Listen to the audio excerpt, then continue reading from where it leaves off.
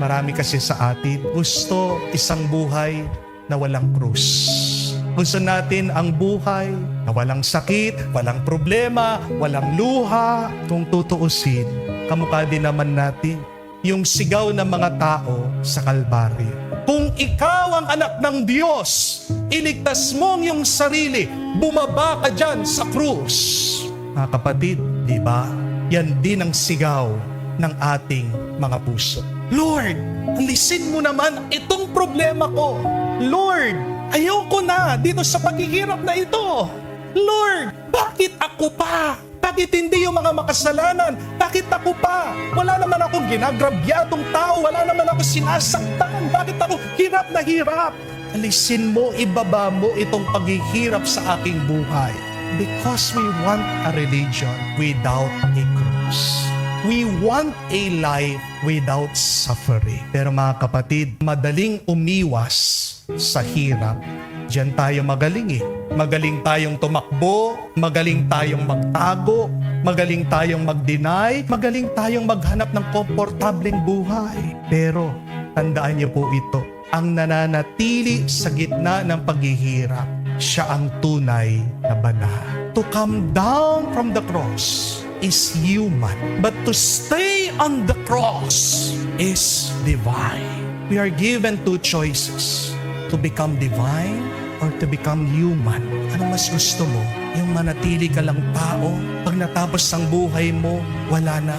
O yung maging kamukha ka ng Diyos, matapos man ang buhay mo, ikaw ay mabubuhay sa walang hanggan. Madaling bumaba, madaling sumuko, madaling umatras.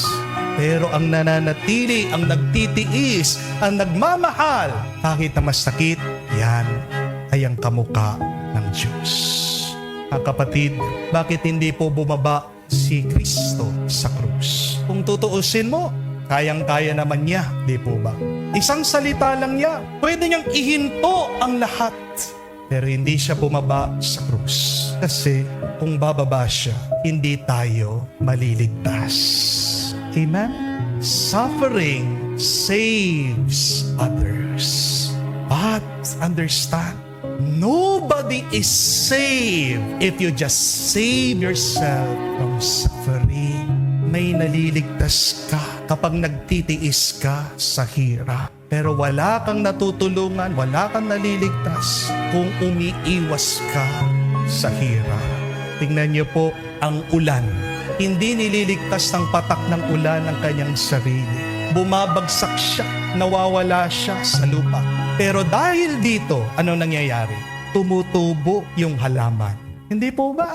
Ang sundalo, hindi niya inuuna ang kanyang sarili. Binibigay niya ang kanyang sarili, ang buhay niya para sa bansa, para manatili ang kapayapaan, para manatiling ligtas ang ating bayan. Ang isang nanay, hindi niya nililigtas ang kanyang sarili sa pagod. Gabi-gabi, nagpupuyat, maagang nagigising, nagsasakripisyo. Pero dahil dito, nabubusog ang kanyang mga anak. Di po ba? Mga kapatid, ganito ang krus ni Kristo. Hindi niya niligtas sa kanyang sarili, kaya naman tayo'y naligtas niya.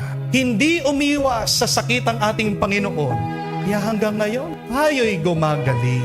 By the wounds of Christ, we are healed. Amen? Kahit ang pinakamagaling na doktor, hindi kanya kayang pagalingin. Kahit ang pinakamatalinong psychologist, hindi kanya pwedeng bigyan ng kapayapaan sa iyong isip at puso. Tanging si Kristo lang. Amen? Pero siya ang kaibigan natin na palagi nating kinakalimutan. Yan ang nakakalungkot. Hindi bumaba ang Panginoon sa krus para tayo iligtas niya sa kasalanan. Pero tayo naman, palagi tayong tumatalikod, umiiwas sa mga krus ng ating buhay. Mga kapatid, baka may krus ka ngayon, sakit ng katawan, problema sa pamilya, pagtataksil, kahirapan, lungkot na hindi mo maintindihan. At ang dasal mo, maaaring, Lord, alisin mo na ito. Pero baka ang sagot ng Diyos sa iyo, sasamahan kita, palalakasin kita, gagamitin ko yan para sa pagpapala at kaligtasan mo.